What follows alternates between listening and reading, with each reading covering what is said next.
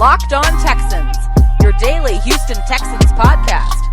Part of the Locked On Podcast Network, your team every day.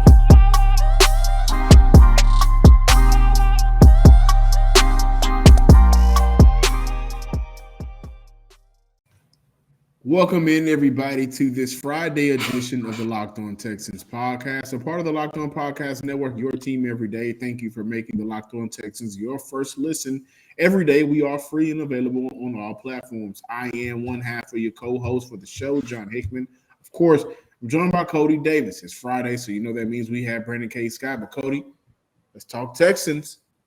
Yes, sir. You just mentioned it. We got our guy, our brother, Mr. Brandon K. Scott from Sports Radio 610, as we discuss the first half of the season and what is he looking forward to during the second half of the season, which, I mean, at this point is probably not very much. But ladies and gentlemen, because it's Friday, that means it's time that we want to hear from the listeners. You guys, John, let's get us started, man. What the listeners got for us this week?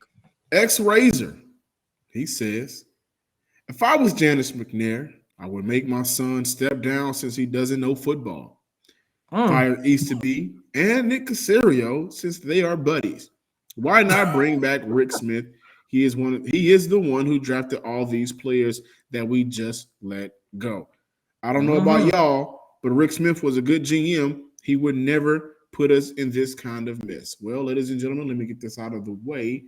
Rick Smith is never walking back through those doors off 16 and Kirby. Now, this is a family show, and a lot of things that we learn are very confidential. I want to put emphasis on the way Rick Smith left is a part of the reason why he won't come back. Like that. I don't think Rick Smith will ever be a GM in the league again. I think he was a very good GM. I do agree with you there. I think Rick Smith was the GM, the person in the room, the voice of reason that made that call to get Deshaun Watson. Now, you may look at that as, well, if he made the call to get Deshaun Watson, we probably wouldn't be in the situation we are in the first place. I understand that. However, Rick Smith had nothing to do with where the Texans are now. He did help them get to where they should have been. Jadeveon Clowney, Deshaun Watson, DeAndre Hopkins, J.J. Watt, had faith in signing, Arian Foster. So many great Texan greats Rick Smith was a part of in that building. However, Jamie Roos is gone. So many great Texan personnel people are gone, and Rick Smith is never coming through that door ever again. Now, I do have another one, Cody, and this one was kind of interesting. Yeah, I don't want my GM calling plays. This is from Jalen Johnson, 0339. Yeah, I don't want my GM calling plays like that if this is true. I will give Cully some slack, but we all know that he only here. That's a typo. So he's only here until we find the next coach that makes us a contender. I hope Caserio doesn't get in the next head coach's way. And Cody, I'm going to give that to you, but before I do, I wholeheartedly agree. I don't think David Culley is the coach for the promised land. Now, do you guys remember Moses? Y'all remember Moses? Let my people go. And if it was like the black Moses, it was let my people go. Moses brought the people out. But if you remember that story correctly, even Moses didn't get an opportunity to see the promised land.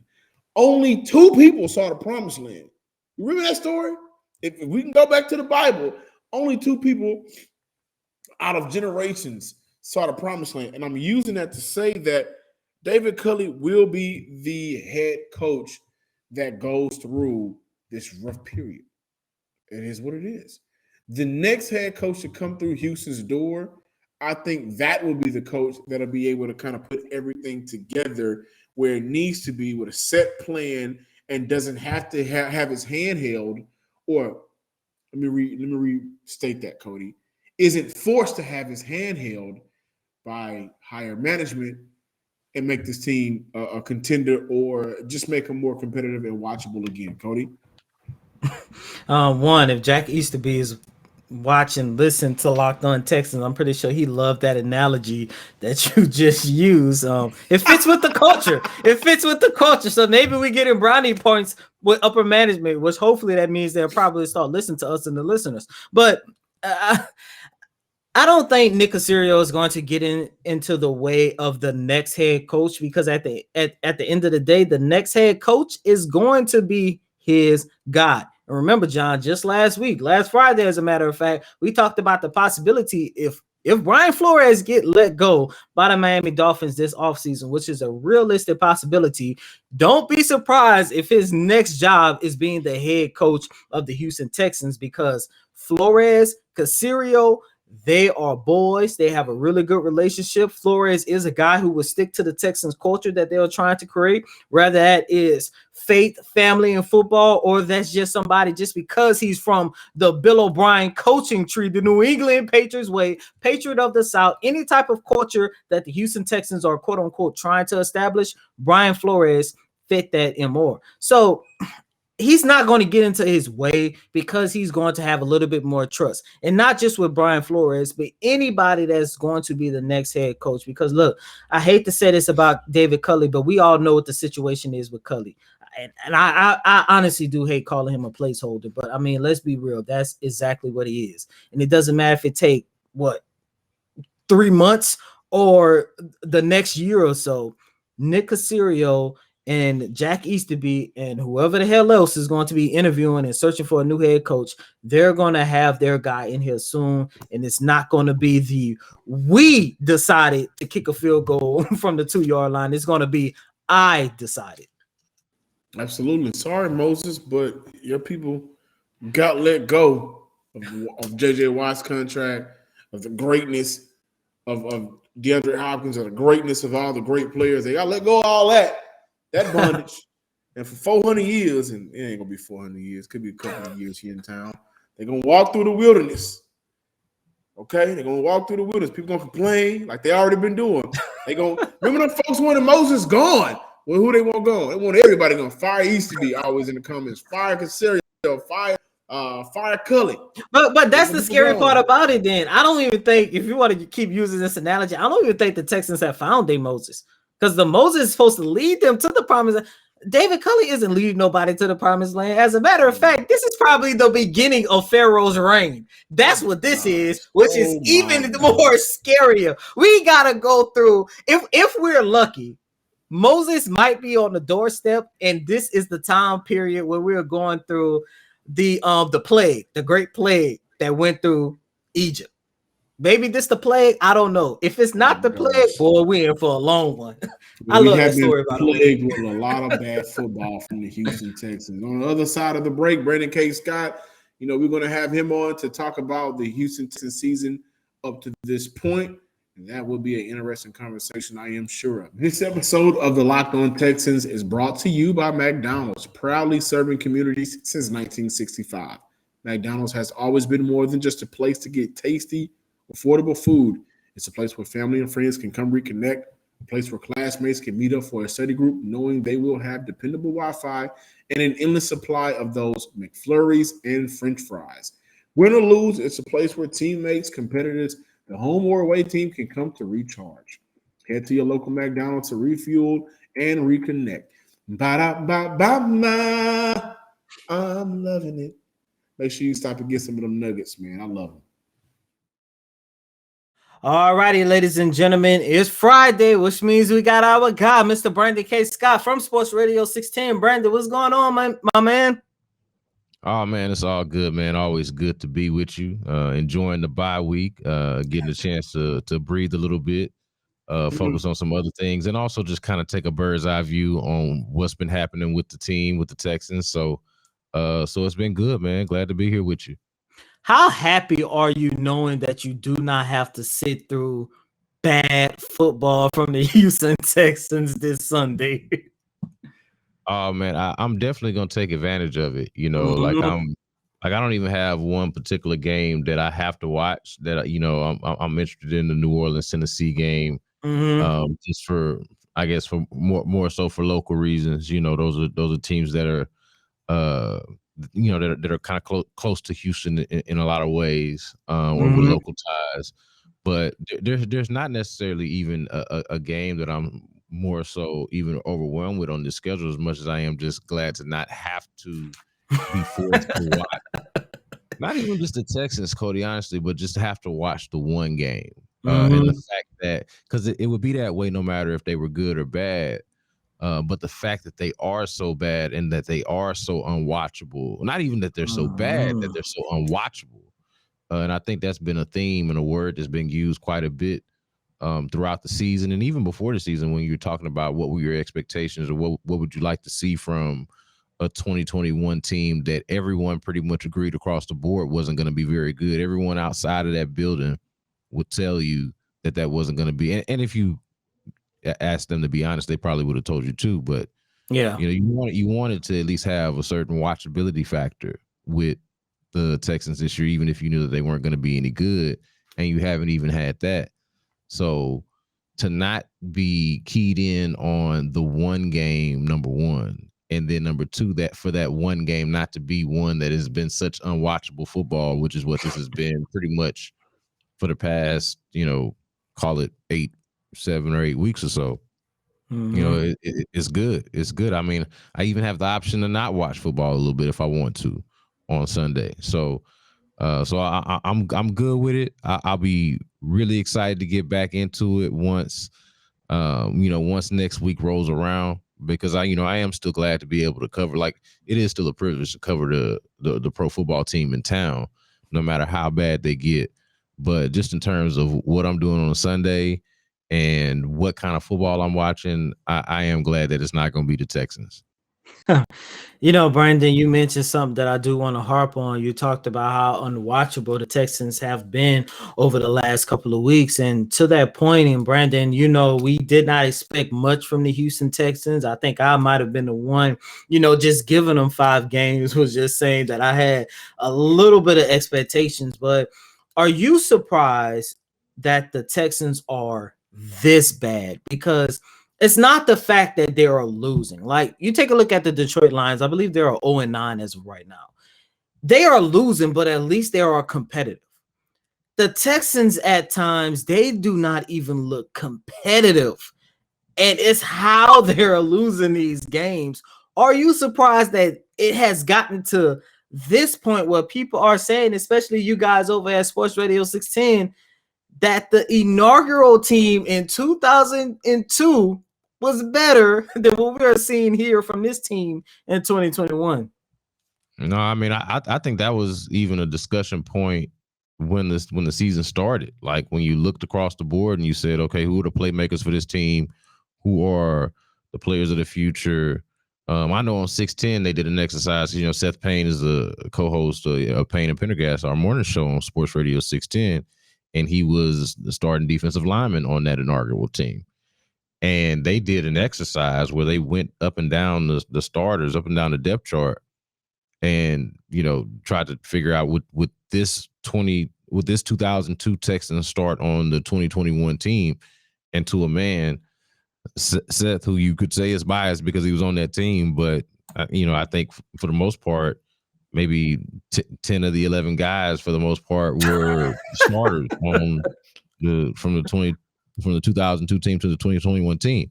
I mean, Wow. we've thought this for a while, and all the Texans have done is validate that, and so through their play, and so I don't think it's far fetched at all. A lot of us have said that this is the worst Texans team, and that's not the only one. We've seen some bad ones. 2013, I think 2013 was most of the injuries. And I was going to say an avalanche of issues that I don't even think are comparable. You look up and down the roster, the talent that was on that team versus what's on this team. Mm-hmm. But you asked if I'm surprised.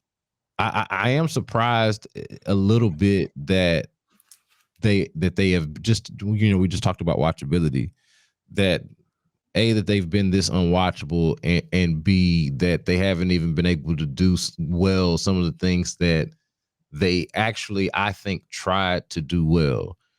Cody, there's a lot of discussion on whether the Texans are trying to win, whether they should be trying to win, and just what are the priorities? Like, what are they and what should they be, right? But I think just in a vacuum, on a surface level, one thing that they wanted to do well was run the ball, right? They didn't do that very well last year in 2020 with Deshaun. And I thought that going into this year, knowing that they wouldn't have Watson, and without disrespect to Tyrod Taylor or even Davis Mills for that matter, they knew that they weren't going to have, a high level quarterback play. And so the idea was that they were going to be a hard nosed, smash mouth, run first football team, that they'd be able to at least run the ball, whether it was between the tackles or whatever. Like, they were going to be able to run the football. They basically bungled the whole deal with the offensive line. And the running backs that they brought in basically they have 5 running backs to start the season on the active roster. Only one of them is good, and the one that's good they trade away for basically nothing. So, I look at the fact that they couldn't run the football and can't run the football. Run blocking has been bad, not just the offensive line, but just across the board. And you look at the most recent game against Miami, and how from the line to the running backs and Tyrod himself, how they were just inadequately prepared to handle the blitz. And so I'm just really disappointed in what they look like up front more than anything, because I think that is something that they were trying to get right to some degree, and they didn't. And I mean, we're talking about what they didn't get right. They didn't get anything right. This is a failure of epic proportions. Like, everything is bad here on this team for the most part. But I look at that, and that will, I would say, be the one thing that surprised me, because I did think, hey, they're going to have a better run game. I thought Phillip Lindsay would be much better. He's arguably the worst running back in the league. And so, yeah, I'm surprised at that they're that bad up front, and that they can't run the ball at all, given that was what their stated identity was supposed to be. But the fact that they are bad and that they are this bad, I mean, I think we saw that coming. Brandon, before moving on, I do want to ask you this question. They started off the season, of course, the win against the Jacksonville Jaguars. Whether you believe the hype or didn't, it was a win. It's probably the only win that we're going to get here this season. But then there was the game against the Cleveland Browns. We all know the story. Tyrod looks good, goes down, and then it's looked like it's been a steady decline. If you could pick one game where you can say that was the nail in the coffin to the season, what game will it be? Because for me, I think it was the game against the New England Patriots. It was a winnable game, and they could have and should have won that game. Bad play calling all around. And not only did they lose that game, but in Brandon, you could correct me if I'm wrong, but did it seem like that loss was also the nail in the coffin, even if you pick another game? Because the demeanor of every single one of those players, especially David Johnson during the post-game press conference, said to me that this was a team that was, I hate to say it, but giving up on the season. Yeah, man. You say nail in the coffin, man. I never really just had any hope for the team at all at any point. I think that if you were going to nail down one or pin down one, I think that one would be it. But I also look back on, I don't like how easily it seems like that Buffalo game was forgotten. And I know at the time, I guess we just decided, because of what Buffalo was looking like at that moment, that, man, they just lost to a much better team. The weather was bad. What can you do? But that one, for me, was the most demoralizing, or it was really when it started. I would say when it started, I think it hit me, and I realized, okay, this is going to be this bad, And of course, that's Davis Mills, and you're coming off the Tyrod injury, and you got all of these other things factored into it, of course.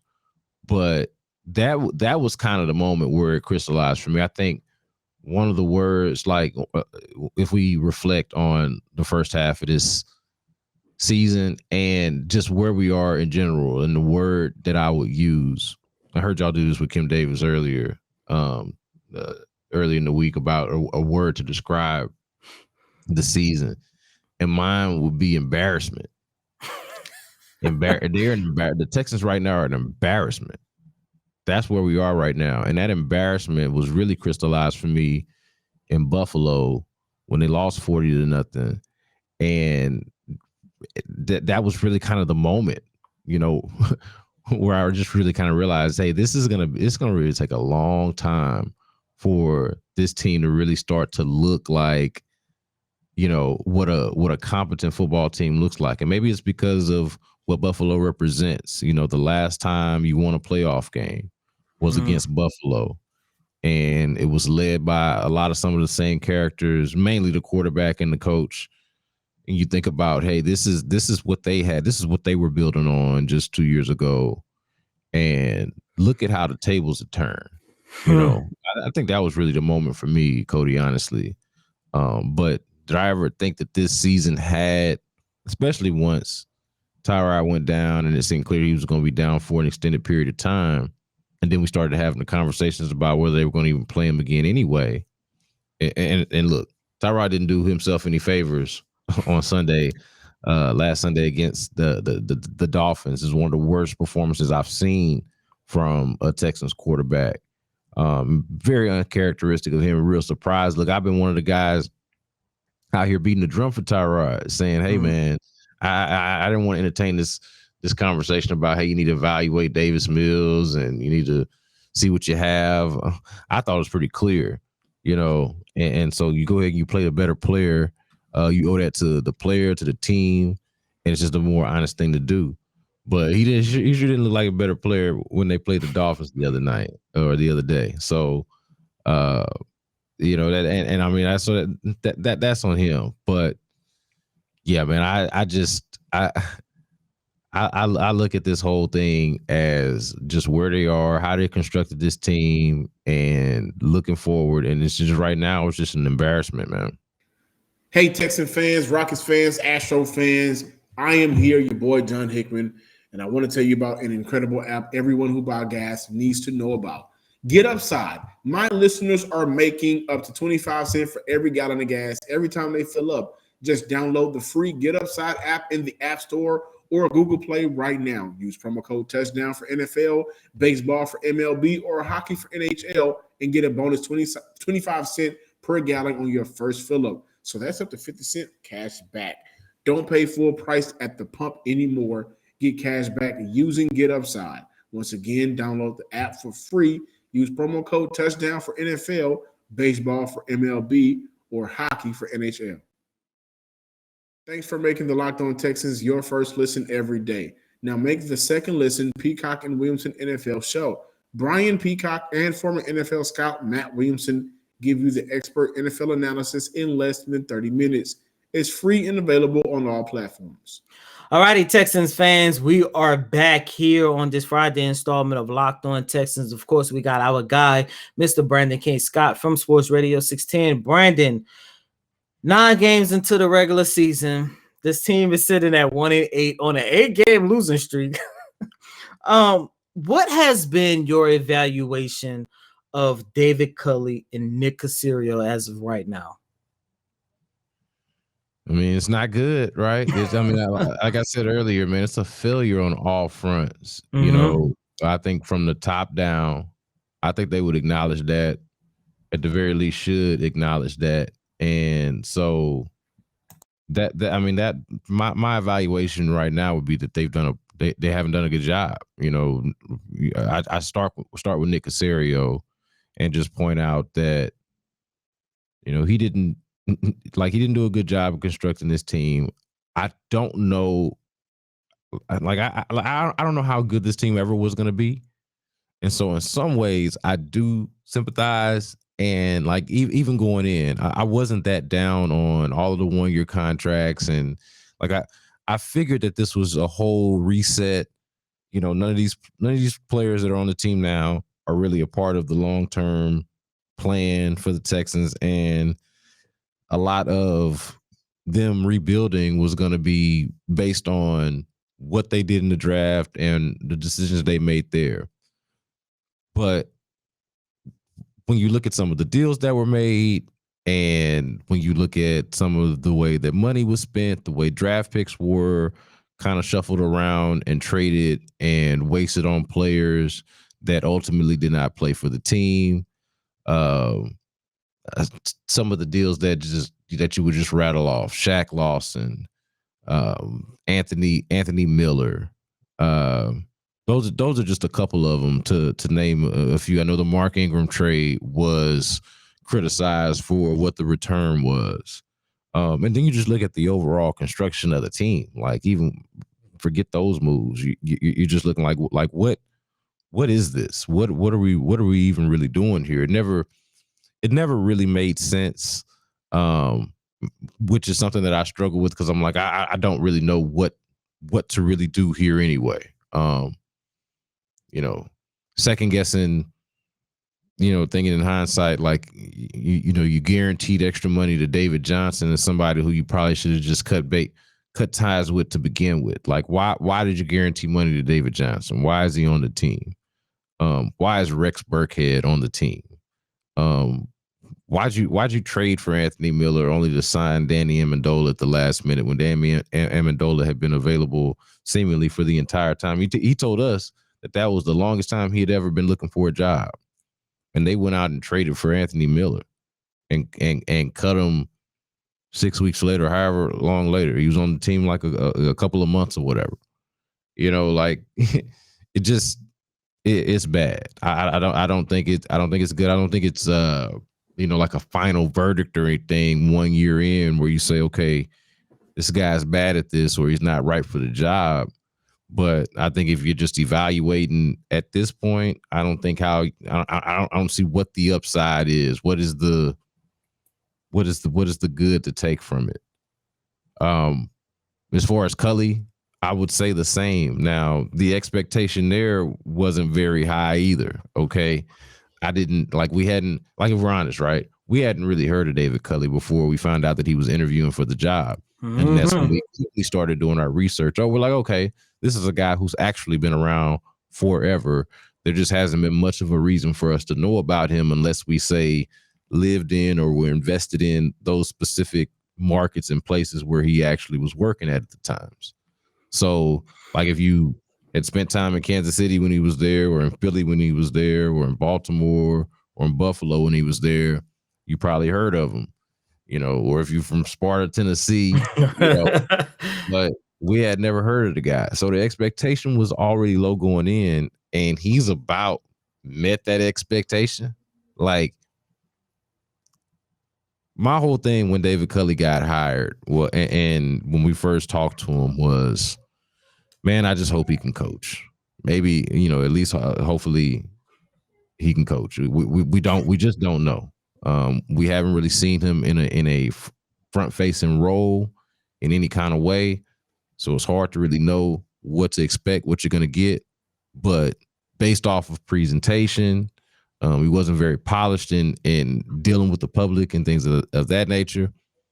Based off of presentation, the feeling was, this could be rough. And I wasn't sure if that was fair to him. I wanted to be, jury's still out sort of thing. Kind of be at least a little bit optimistic about what it might be once the football started to get played. Then we got here, and you start getting the curious in-game management decisions where it seemingly was one every week, right? And we don't have to go through all of them now, because we've done that and basically through all the podcasts. But seemingly every week. I mean, the most recent one was kicking the field goal on the 2-yard line. Yeah, 4th and short, when you were struggling to get to drive the ball down the field. So okay. Every week we're doing this. It's bad. It's like there's no other way.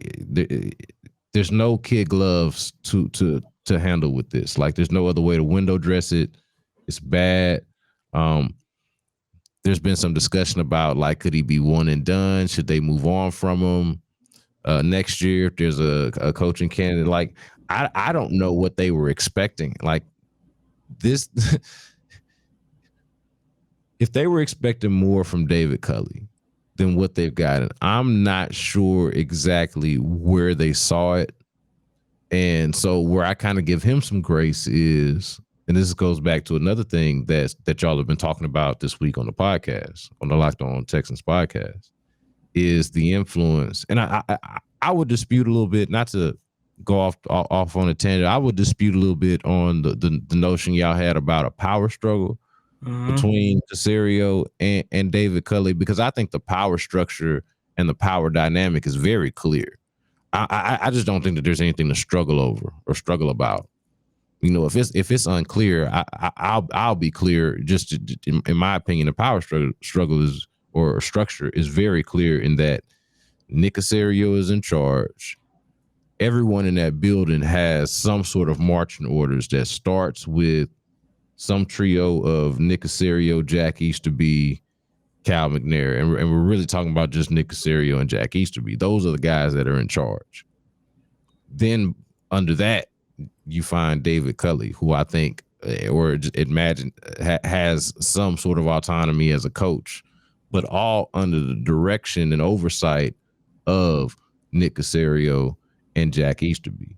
So that's the power dynamic. And I bring that up just to say, you know, when we're talking about how we're evaluating David Culley, there is a question of what is the influence and the input of Nick Caserio and company, let's just say, since we know that he's got a headset on, he's at all the practices, you know, he's coached before, kind of views himself as more of a football X's and O's guy than maybe other personnel or, you know, non-coaches, non-players might view themselves, right? So what is the influence that Nick Caserio has on the overall coaching failures that we've seen from the Texans? Like, what is his, like, if we're questioning what he's doing, then we've got to also question whatever he's doing, what's the impact and the ramifications of that? Like is he there complicit there when they're kicking the ball on 4th and short near the goal line when they are struggling to get the ball down the field? Is he complicit when they're calling a timeout to go out there and subsequently just execute the wrong thing or get a penalty straight out of a timeout or call timeouts at the wrong time and you know, the decision to kick to kick versus go forward, and all of the times when they messed up a decision, what was his role in that? You know, like I think those are fair questions when you're evaluating Culley. You know, like what is, he's not doing this on his own. You know, we see Frank Ross there a lot of times when it's time to make a crucial decision in the game. When you're looking at the TV copy, you know, what's that about? What's going on there? So I think you got to also look overall at what I thought was a decent coaching staff that they assembled in the offseason to support David Culley, but it hasn't turned out all that well. You know, I thought that in on the one hand, David Culley was set up to fail based off of the talent and the roster that he was given. But then on the other hand, I thought between the coaching staff and, you know, they tell you that Nick Caserio's got, you know, has been involved and wore headsets in New England. You know, so between all of this wealth of knowledge and experience, you know, he was supposed to have help, you know, in places where he might be weak or inexperienced or be lacking, and I haven't seen it. So I mean, just overall, man, it's just been bad from the top down. Good Lord, Brandon, you okay, man? You've been down this whole entire podcast. Did I bring down the energy? Hey, man, look, I tell y'all one thing. I tell y'all what y'all can do. Y'all keep looking at college football, man. Y'all keep looking forward to the future.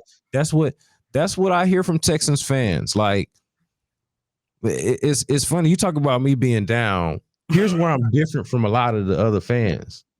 Like just straight up.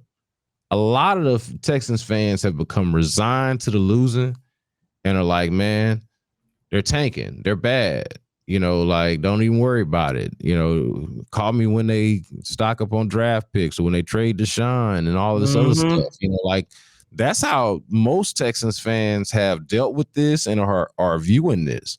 But I live in the moment, man. I'm all about the present, and I can see what's, what the future could be once they get all their draft picks back, and assuming that Nick Caserio even values draft picks and that they might draft well, but I don't even know if that's going to happen. I'm looking at right now and I'm like, man, what's the word I used earlier?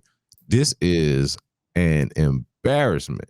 An embarrassment right now. And then you look back, or you look up, I should say, you look forward, and they're playing Tennessee. They're playing Tennessee when they come back. Brandon K. Scott from Sports Radio 610. Brandon, really quick, where can our listeners follow you at on all your social media platforms? And please be sure to tell them about the B Block podcast, my man. Yeah, man. So I'm at Brandon K. Scott on Twitter. I'm at B Scott from Hiram Clark on Instagram. And you can find the B Block podcast basically anywhere you get your podcast. Spotify, Apple, Google. And of course, if you follow me on social media, you'll find it there too. So plenty of ways to find us. Sounds good. And as always, I'm your host, Cody Davis. Please remember to follow me on Twitter at Cody Davis _24. And of course, my co-host, Johnson Sports Guy Hickman. Be sure to follow him on Twitter at John Hickman _12. Until next time, ladies and gentlemen, peace.